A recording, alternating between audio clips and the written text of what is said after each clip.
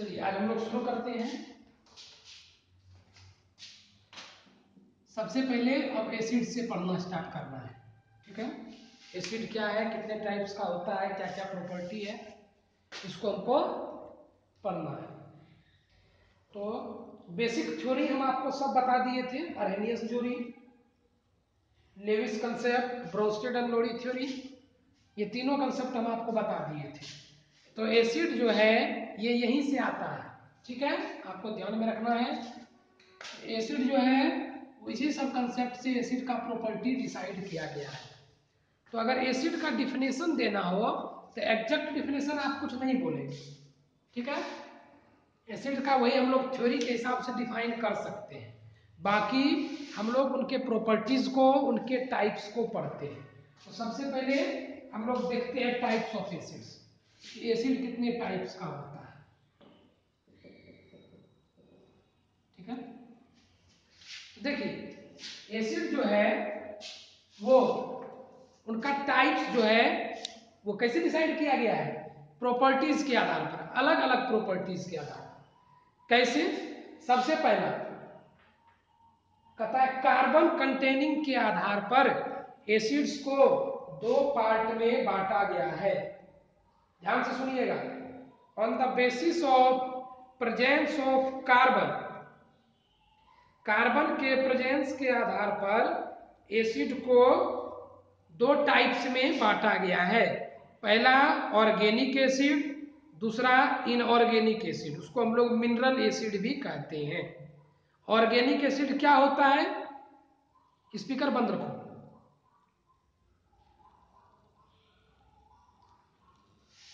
Organic acid क्या होता है, ऐसा एसिड जिसमें क्या हो, कार्बन प्रेजेंट हो, वैसे एसिड को हम लोग ऑर्गेनिक एसिड कहते हैं, ठीक है। और दूसरा मिनरल्स एसिड क्या होगा, ऐसा एसिड जिसमें कार्बन प्रेजेंट नहीं हो, उसको हम लोग क्या कहेंगे, इनऑर्गेनिक एसिड। समझिएगा, जैसे हम बोले एसिड को जो डिवाइड किया जाता है, क्या हो गया रे,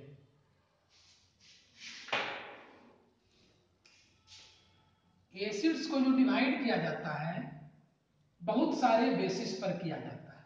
पहला on the basis of origin कह सकते हैं, या इसी में कह सकते हैं कार्बन के प्रेजेंस के आधार पर।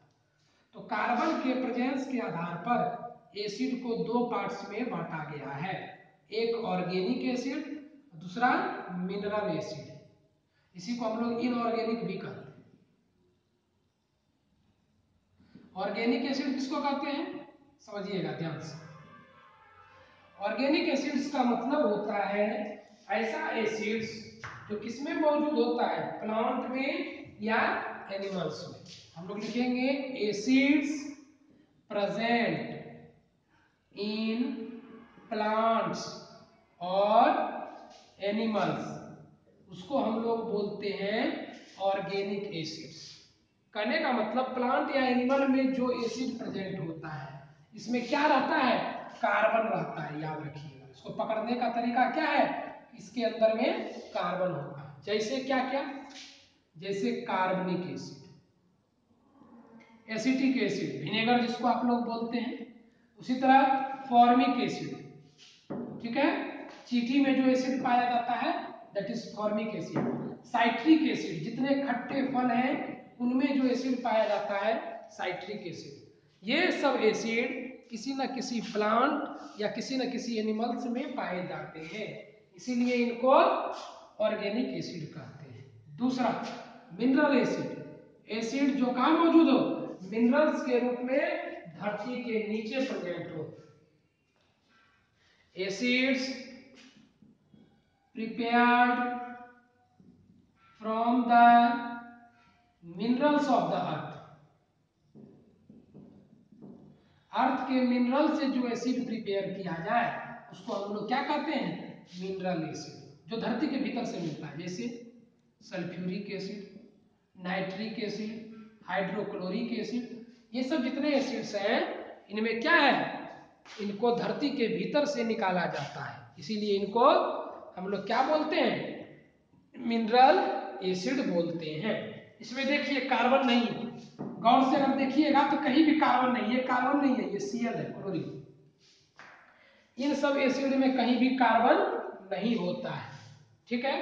नेक्स्ट दूसरा क्या बेसिस हो सकता है, on the basis of strength, कितना मजबूत है इस आधार पर।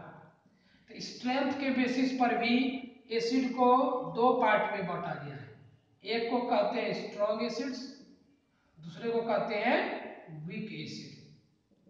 स्ट्रॉन्ग एसिड किसको कहते हैं, वीक एसिड किसको कहते हैं। सब जुड़ गया रे, कितना बार दौड़े आगे पीछे, टाइम से जुड़ जाया करो दोस्तों, जब तक समझ आए। स्ट्रॉन्ग एसिड और वीक एसिड, चलिए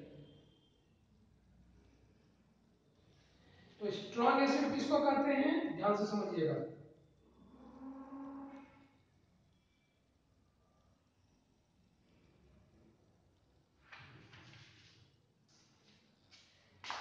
acids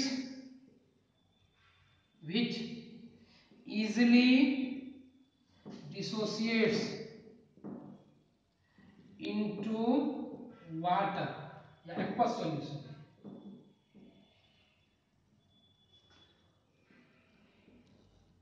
and gives ions।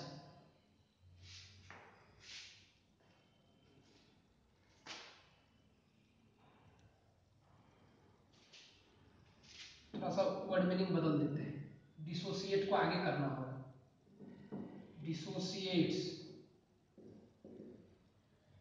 Easily या रैपिडली भी बोलते हैं उसको, ठीक है, इनटू आयंस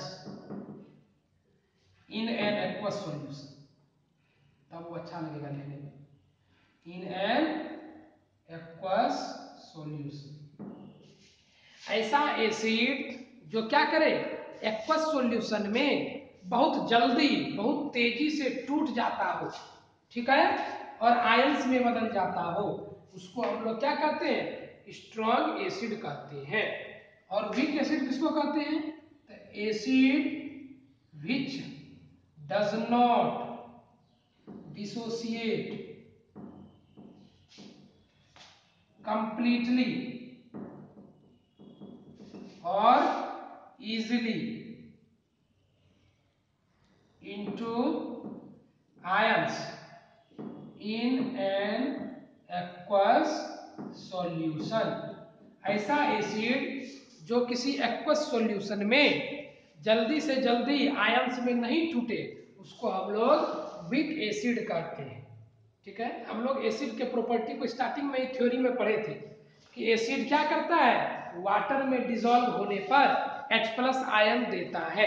तो ऐसा एसिड जो बहुत जल्दी पूरी तरीके से टूटकर आयंस में बदल जाए, उसको हम लोग स्ट्रॉन्ग एसिड कहेंगे। और जो एसिड पूरी तरह से ना टूटे, धीरे धीरे टूटे, थोड़ा थोड़ा टूटे, वैसे एसिड्स को हम लोग क्या कहते हैं, वीक एसिड। जैसे जितने भी मिनरल एसिड होते हैं, sulphuric acid, nitric acid, HCl, ये सब बहुत ही ज्यादा स्ट्रॉन्ग होता है। इसको अगर आप वाटर में दीजिएगा तो ये क्या हो जाता है, तुरंत एकदम हीट एनर्जी लिबरेट करता है और आयंस में टूट जाता है। आप पानी में डालकर देखे हैं सल्फ्यूरिक एसिड को, ठीक है, ये क्या करता है, जैसे ही आप पानी में डालते हैं इसको, देखिए कितना जोर से हीट एनर्जी निकलता है, एकदम खौल जाता है, ठीक है। क्यों ऐसा होता है, क्योंकि ये बहुत जल्दी आयंस में टूट जाता है, और आयंस में जब कोई चीज टूटता है तो उसमें से एनर्जी निकलता है। और वीक एसिड जो है, ये जितने भी एसिड्स होते हैं, जैसे कार्बनिक acid, acetic acid, formic acid, citric acid, ये सब क्या होता है, जल्दी पानी में टूटता नहीं है। जैसे अगर आप नींबू को अगर पानी में गाड़े होंगे, नींबू में कौन सा एसिड रहता है, साइट्रिक एसिड रहता है। नींबू खट्टा फल है, जितने भी साइट्रस फ्रूट हैं उनमें साइट्रिक एसिड पाया जाता है। एंट में, चींटी में फॉर्मिक एसिड पाया जाता है। विनेगर एसिटिक एसिड होता है, ठीक है। तो ये सब जो एसिड है, ऑर्गेनिक एसिड, ये ऑर्गेनिक एसिड क्या होता है, वीक होता है। नींबू को अगर आप गाड़ते हैं पानी में तो उस तरह से खौलता नहीं है, ये बात आप जानते हैं। ऐसा क्यों होता है, क्योंकि ये जल्दी टूटता ही नहीं है किसी वाटर के सॉल्यूशन में, इसीलिए हम लोग इसको कौन सा एसिड बोलते हैं, वीक एसिड कहते हैं। ठीक है, तो ये हो गया टाइप्स आपका। पहला किसके आधार पर, ओरिजिन के आधार पर। अगर प्लांट या एनिमल में मौजूद हो तो हम लोग उसको क्या कहेंगे, ऑर्गेनिक एसिड कहेंगे। और अगर मिनरल्स से निकलता हो तो हम लोग उसको मिनरल एसिड या इनऑर्गेनिक एसिड कहेंगे। ठीक है, दूसरा हो गया उसके स्ट्रेंथ के आधार पर, कितना स्ट्रॉन्ग है, तो स्ट्रॉन्ग एसिड और वीक एसिड। नेक्स्ट हम लोग देखते हैं एक तरह का और होता है कि एसिड्स में हम लोग पढ़े उसके प्रॉपर्टी में कि एसिड जो है उसको अगर डिसॉल्व किया जाए वाटर में तो क्या होता है, वो वाटर में घुलता है। अब हम लोग देखेंगे कि पानी में घुलने के आधार पर, सॉल्युबिलिटी ऑफ वाटर के आधार पर कितने तरह के एसिड्स होते हैं। इसी को हम यहाँ चेंज करते हैं।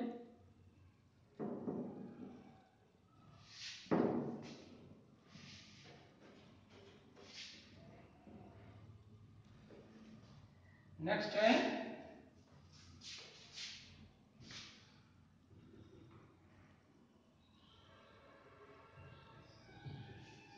on the basis of amount of water, on the basis of amount of water, कि वाटर कितना प्रेजेंट है, इस आधार पर भी एसिड को दो टाइप्स में बांटा गया है। वो दोनों टाइप्स क्या क्या है, सबसे पहला कंसंट्रेटेड एसिड, ठीक है, दूसरा डाइल्यूट एसिड। कंसंट्रेटेड एसिड को शॉर्ट में कहीं कहीं बुक में ऐसा भी लिखा रहता है कॉन्क एसिड, और डाइल्यूट को DIL, डाइल एसिड। ठीक है, ध्यान में रखिएगा। कॉन्क, कॉन्क वर्ड अगर कहीं आपको दिखे समझ जाना है कंसंट्रेटेड, ठीक है, और DIL वर्ड दिखे समझ जाना है डाइल्यूट। तो कंसंट्रेटेड एसिड और डाइल्यूट एसिड। कंसंट्रेटेड एसिड किसको कहते हैं, ऐसा एसिड जिसमें वाटर एकदम मिनिमम अमाउंट में प्रेजेंट हो। ठीक है, acid which contains minimum, which contains minimum possible amount of water in it, एकदम कम से कम पानी अगर जिसमें होता है उस एसिड को हम लोग क्या कहते हैं, कंसंट्रेटेड एसिड। और डाइल्यूट एसिड किसको कहते हैं, acid which contains more amount of water in it, ऐसा एसिड जिसमें ज्यादा मात्रा में पानी प्रेजेंट हो उसको हम लोग क्या कहते हैं, डाइल्यूट एसिड। ये किसी एक ही एसिड को हम कंसंट्रेटेड और डाइल्यूट दोनों बना सकते हैं। जैसे सल्फ्यूरिक एसिड ले लीजिए, ठीक है, अगर हम लोग देखते हैं कि सल्फ्यूरिक एसिड का एक बोतल खरीदिएगा, ठीक है, और देखिएगा उस पर लिखा हुआ है 98% H2SO4, मतलब समझ जाना है कि इसमें पानी कितना परसेंट है, 2% है, बहुत कम मात्रा में पानी है। तो हम लोग इसको क्या बोलेंगे, इट इज इन द किस फॉर्म, कंसंट्रेटेड फॉर्म। और अगर दूसरी जगह कभी कभी हमको ऐसा भी जरूरत पड़ता है कि ज्यादा स्ट्रॉन्ग एसिड नहीं चाहिए, ठीक है, आप जानते हैं 98% H2SO4 मतलब है बहुत ज्यादा डेंजरस, इसका यूज हमेशा हैवी पर्पस के लिए होगा, लेकिन छोटे मोटे पर्पस के लिए जैसे हार्पिक वगैरह में जो यूज होता है इतना ज्यादा एसिड नहीं रहता है। इतना ज्यादा रहेगा तो आपका टाइल्स खराब हो जाएगा, आपका लेट्रिन वाला बेसिन खराब हो जाएगा, आपका जो मेटल का पाइप लगा हुआ है बाथरूम में वो खराब हो सकता है। तो उसमें क्या किया जाता है, कम मात्रा में, कहने का मतलब 15% H2SO या 35% H2SO। तो आप क्या देख रहे हैं, यहाँ पर 35% अगर एसिड है तो कहने का मतलब वाटर कितना होगा, यहाँ 85% वाटर हो सकता है, यहाँ 65% वाटर हो सकता है। तो पानी की मात्रा यहाँ यहाँ पर एसिड से क्या है, ज्यादा है, तो ऐसे एसिड को हम लोग क्या कहते हैं, डाइल्यूट एसिड कहते हैं। तो कहने का मतलब है आप किसी कंसंट्रेटेड एसिड को डाइल्यूट बना सकते हैं। आप अगर चाहें तो किसी कंसंट्रेटेड एसिड को डाइल्यूट एसिड बना सकते हैं। और कैसे बनाइएगा, तो उसमें वाटर को ऐड करके। आपसे क्वेश्चन पूछ सकता है कि how can a concentrated acid be converted into dilute acid. तो हम लोग बोलेंगे कि by adding water in it, कि अगर किसी एसिड में वाटर डाल देंगे तो वो डाइल्यूट हो जाएगा। जितना ज्यादा वाटर डालते जाएंगे उतना ज्यादा वो डाइल्यूट होता चला जाएगा। तो आपको पता चल गया एसिड्स को तीनों बेसिस पर हम अलग अलग टाइप्स में बांट दिए हैं। अब हम लोग स्टार्ट करते हैं एसिड का प्रॉपर्टीज। ये उसका टाइप्स था। अब हम लोग स्टार्ट करते हैं एसिड का प्रॉपर्टी। आप जानते हैं जब भी प्रॉपर्टी की बात होती है तो हम दोनों चीज को पढ़ते हैं। किस किस चीज को, फिजिकल प्रॉपर्टी भी, केमिकल प्रॉपर्टी भी।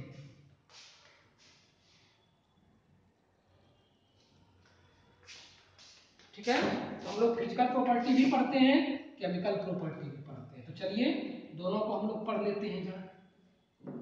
ये सब पॉइंट, इंपोर्टेंट पॉइंट्स जो है आपके बुक में भी दिया गया है, नोट्स में भी है, नोट्स भी अवेलेबल कर चुके हैं आप लोगों को। बारी बारी से दो दो पेज करके, तीन तीन पेज करके आपको सेंड कर दिया जाएगा। बाकी आप बोर्ड से भी स्क्रीनशॉट खींच सकते हैं, जहां से भी लिख सकते हैं, कहीं कोई दिक्कत नहीं।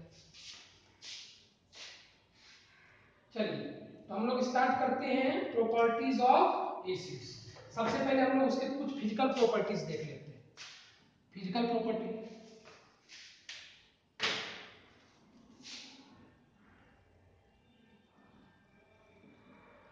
Physical properties of acids. पहला, इसका टेस्ट कैसा होता है, सावर होता है, हम लोग जानते हैं। लिखेंगे it is sour in test. Test में ये कैसा होता है, सावर होता है। दूसरा फिजिकल प्रॉपर्टी लिखना है, लिटमस वाला एक्सपेरिमेंट लिख दीजिए। It turns blue litmus into red.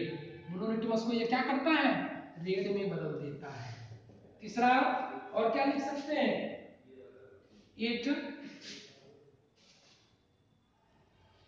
It's solution. इसका जो सॉल्यूशन होता है उसमें इलेक्ट्रिसिटी कंडक्ट होता है। इसका जो सॉल्यूशन होता है वो क्या कर सकता है, इलेक्ट्रिसिटी कंडक्ट कर सकता है। इसको हम लोग आगे भी पढ़ेंगे। और हम पीछे भी आपको इलेक्ट्रोलिसिस जब समझाए थे उसमें बताए थे, याद कीजिए कि इलेक्ट्रोलिसिस जब हम लोग करते थे किसी सब्सटेंस का, वाटर का इलेक्ट्रोलिसिस किए थे ना, वाटर के इलेक्ट्रोलिसिस से क्या निकाले थे, हाइड्रोजन गैस और ऑक्सीजन गैस निकाले। तो उसमें हम आपको बताए थे कि बर्तन में क्या करते हैं, वाटर लेते हैं और इसमें कुछ मात्रा में कोई साल्ट या कोई एसिड मिला देते हैं। ये हम आपको बताए थे। ऐसा क्यों करते हैं, क्योंकि आप जानते हैं कि एसिड जो है किसी वाटर में जैसे ही डिजोल्व होगा किसमें टूट जाएगा, आयंस में टूट जाएगा। और आयन जो है वो इलेक्ट्रिसिटी का बढ़िया कैरियर होता है, ये बात आप जानते हैं। ठीक है, तो क्या एसिड क्या कर सकता है, इलेक्ट्रिसिटी को कंडक्ट कर सकता है। ये उसकी फिजिकल प्रॉपर्टी हुई। नेक्स्ट और भी बहुत सारा आप एक्सपेरिमेंट लिख सकते हैं इसका, मिथाइल ऑरेंज से, फिनोप्थेलिन से, ये सब इसके फिजिकल प्रॉपर्टीज में आ जाएगा। ठीक है, अब हम लोग आगे देखते हैं केमिकल प्रॉपर्टीज। इंपोर्टेंट मेरा यही है क्योंकि ये तो हम लोग उसके डिफिनेशन में ही पढ़ लिए थे। अब हम लोग देखते हैं chemical properties of acids. Acid का केमिकल प्रॉपर्टी क्या है, केमिकल प्रॉपर्टी मतलब बताइए, किसी भी सब्सटेंस से रिएक्शन करने पर क्या होगा, यही हमको देखना है। चलिए देखिए, सबसे पहला अलग अलग सब्सटेंस से रिएक्शन देखते हैं। पहला मेटल के साथ रिएक्शन करने पर क्या होता है। तो हम लोग टॉपिक कैसे बनाएंगे, रिएक्शन विथ मेटल्स, कि मेटल के साथ रिएक्शन करने पर एसिड क्या करेगा। तो इसमें हम लोग लिखेंगे कि acid reacts with metals to form metal salt and hydrogen gas,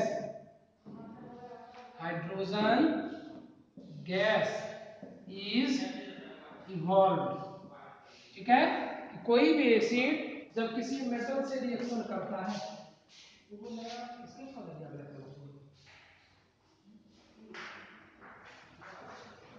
वो भी देना, कलर भी देना, ब्लैक कलर का डिब्बा निकालो।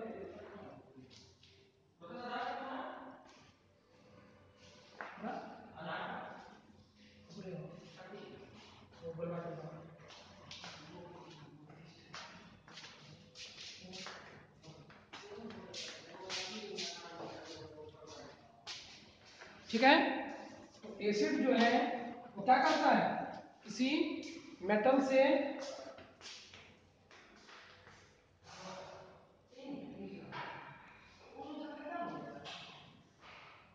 छेद करके देना। एसिड जो है वो किसी मेटल से जब रिएक्शन करता है तो साल्ट बनाता है उसी मेटल का, याद रखना है। ठीक है, और साथ ही साथ हाइड्रोजन गैस भी इवॉल्व करता है। इसको आप एक रिएक्शन के द्वारा लिख लीजिएगा कि metal plus acid, this gives, salt लिख दीजिए, मेटल साल्ट भी लिख सकते हैं, metal salt plus H2 gas, hydrogen gas, complete लिख दीजिए। कि कोई भी एसिड जब क्या करता है, किसी मेटल से रिएक्शन करता है, सॉरी हाँ, कोई भी एसिड जब किसी मेटल से रिएक्शन करता है तो उस मेटल का साल्ट बनाता है और हाइड्रोजन गैस बाहर निकालता है। जैसे जिंक एक मेटल है, इसका हम क्या कर रहे हैं, सल्फ्यूरिक एसिड से रिएक्शन, आप पढ़े हैं, बताइए क्या होगा, बोलिए। हाँ, सही बात। कौन सा रिएक्शन है बताओ तो, इसको कौन सा रिएक्शन बोलते हैं,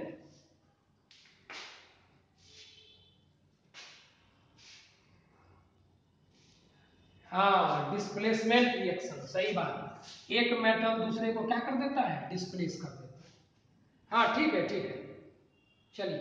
तो ये देख लीजिए, जिंक सल्फेट क्या है, एक साल्ट है। तो ये इसका प्रॉपर्टी हुआ कि कोई भी एसिड जब मेटल से रिएक्शन करेगा तो उसका साल्ट बनेगा और हाइड्रोजन गैस बाहर निकलेगा। ऐसा बहुत सारा एक्सपेरिमेंट आप देख सकते हैं, ऐसा नहीं है कि सिर्फ जिंक के साथ ही होता है, और भी बहुत सारा एक्सपेरिमेंट है। इस एक्सपेरिमेंट को करने के लिए आप क्या कीजिएगा, एपरेटस हम अरेंज करते हैं, ध्यान से समझिएगा।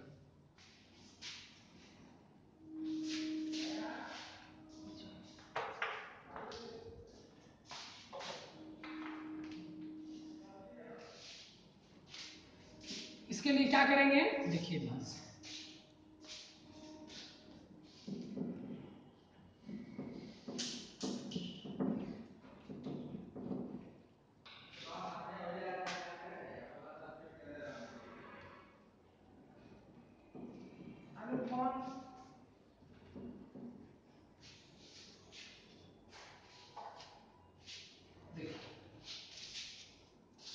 एक स्टैंड ले लिए,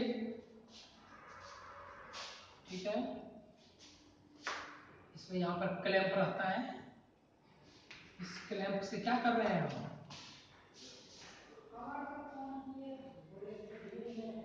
एक टेस्ट ट्यूब को अटैच कर दिए हैं। ठीक है, इसमें कसने वाला रहता है, आप ये क्लैंप देखे हैं, यहाँ पर है, इसमें रबर का एक और पैड, इसमें क्या डाल दीजिए, H2SO4 डाइल्यूट फॉर्म में, क्या डालना है, डाइल्यूट H2SO4, नीचे लिखते हैं, इसमें डालिए डाइल्यूट H2SO4, और साथ में इसमें किस चीज का टुकड़ा डालना है, जिंक का टुकड़ा। ये क्या है, जिंक ग्रेनुअल्स, जिंक का टुकड़ा डाल देना है। ठीक है, अब क्या कीजिए, रबर का कॉर्क लगा दीजिए, इसमें रबर का स्टॉपर लगा दीजिए, ब्लॉक कर दीजिए इसको, और इसमें एक पाइप को इंसर्ट कर दीजिए होलो करके, ठीक है। उस पाइप के थ्रू इधर से निकलेगा ये पाइप, और इसको किसमें डालना है, वाटर से भरे हुए एक टब में डालना है। इसको डाल देना है, इस पाइप को किसमें, इस वाटर से भरे हुए टब में, ठीक है। इसमें वाटर और सोप का सॉल्यूशन है, साबुन का सॉल्यूशन लिए हुए, ठीक है।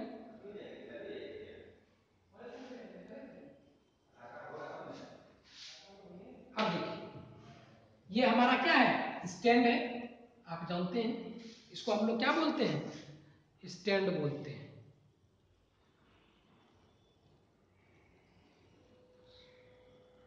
इसको हम लोग स्टैंड बोलते हैं, ठीक है। ये मेरा ट्यूब है, टेस्ट ट्यूब, जिसको बॉइलिंग ट्यूब भी कहते हैं। हाँ हेलो, क्या दिक्कत है क्या, आवाज क्लियर जा रहा है ना, कोई एक आदमी ऑन करके बोलो। चलिए ठीक है। ये मेरा स्टैंड हो गया, इसमें क्लैंप लगा रहता है, क्लैंप आप लोग देखे उधर पेच पे रखा रहता है, बर्नर को रख के पेच हम क्या कर दिए, इसमें कस दिए, तो बर्नर स्टैंड हो गया। इसमें क्या किए, हम पहले से डाइल्यूट सल्फ्यूरिक एसिड देंगे, ठीक है। डाइल्यूट मतलब पानी की मात्रा ज्यादा, क्यों, क्योंकि अगर कंसंट्रेटेड लीजिएगा तो एक तो एसिड स्ट्रॉन्ग, ऊपर से जिंक भी हाईली रिएक्टिव होता है, ये दोनों अगर रिएक्शन करेगा इतना ज्यादा हीट निकलेगा इस टेस्ट ट्यूब को तोड़ सकता है, इसीलिए हम लोग डाइल्यूट सल्फ्यूरिक एसिड लिए हैं। एक घर में एक जंगल में दो शेर नहीं रह सकता है, आप जानते हैं, दोनों स्ट्रॉन्ग नहीं होना चाहिए। ये अगर हाईली रिएक्टिव है तो इसको आप लेस रिएक्टिव बनाइए, कैसे बनाइएगा, उसमें पानी मिलाकर डाइल्यूट करके, तो डाइल्यूट सल्फ्यूरिक एसिड ले लिए, जिंक का ग्रेनुअल्स टुकड़ा ले लिए, छोटा छोटा मिलता है मार्केट में, और इस टेस्ट ट्यूब में डाल दिए, और हम क्या कर दिए, रबर लगाकर, और एक पतला जो पाइप होता है कैपिलरी ट्यूब, उसको हम किसी वाटर या सोप के सॉल्यूशन में डाल दिए। आप जानते हैं क्या होगा, कहता आप देखिएगा कि कुछ समय के बाद, आप देखिएगा कुछ समय के बाद इसमें से बबल्स निकलने लगता है, ये बबल्स ऊपर की ओर उठता है। आप जानते हैं वाटर में बबल का फॉर्मेशन, इसका मतलब क्या है, कोई ना कोई गैस है जो उसमें से बाहर आ रहा है, और इस गैस के पास जब कोई आप बर्निंग कैंडल ले जाइएगा, मोमबत्ती ले जाइएगा, ठीक है, कोई बर्निंग कैंडल ले जाइएगा, देखिएगा ये जलता है, और कैसा साउंड प्रोड्यूस करता है, पॉप साउंड प्रोड्यूस करता है। इससे आपको ये मालूम चलता है कि ये जो सब्सटेंस बाहर निकला है ये क्या है, यही हाइड्रोजन गैस है, क्योंकि आप पढ़े हैं कि कौन ऐसा सब्सटेंस है जो पॉप साउंड के साथ जलता है, तो हम लोग बोलेंगे दैट इज हाइड्रोजन गैस। अब कुछ बच्चा है जिसके मन में सवाल उठता है एक्सपेरिमेंट के दौरान कि सर इतना करने का क्या जरूरत था, यहीं पर क्यों नहीं हम टेस्ट ट्यूब में इतना लंबा जो खर्च किए, यहीं पर क्यों नहीं हम आप क्या कर दिए, कैंडल लगा के यहाँ जला दिए। तो आप कर सकते हैं, पर आप जरा ध्यान दीजिए कि अगर इस जगह पर काट कर यहीं पर कैंडल जलाइएगा, और अगर कैच करता है फायर, तो वो फायर क्या होगा, इस पूरे ब्लॉक में भीतर जा सकता है और इस रिएक्शन को फाड़ देगा, जो एसिड छिटेगा फैलेगा वो आपके शरीर पर जा सकता है। इसीलिए हम लोग क्या करते हैं, उस पाइप को वाटर में से होकर डालते हैं कि अगर ये गैस जलेगा भी तो गैस पकड़ते पकड़ते वाटर में आएगा आग फायर, और वाटर में फायर क्या हो जाएगा, बुझ जाएगा। तो हम लोग कभी भी गैस सिलेंडर के पास लाइटर नहीं मारते हैं, उससे पाइप निकालते हैं चूल्हा में और चूल्हा के पास लाइटर मारते हैं, ध्यान में रखना है। तो ये हमारा एक्सपेरिमेंट हुआ जो यह बताता है कि यहाँ क्या हुआ होगा, तो जिंक जो है वो सल्फ्यूरिक एसिड से रिएक्शन कर लिया होगा, और उसकी वजह से जिंक सल्फेट बना होगा जो यहीं पर रह जाएगा लिक्विड फॉर्म में, एक्वस फॉर्म में, साल्ट है वाटर में डिजोल्व हो जाएगा, और बाकी जो गैस है हाइड्रोजन गैस वो क्या हुआ होगा, इस पाइप से होकर बाहर आया होगा, और ये यहाँ पर हमको पॉप साउंड के साथ जनरेट होता है। तो ये हमारा मेटल का एसिड से रिएक्शन हो गया, ठीक है।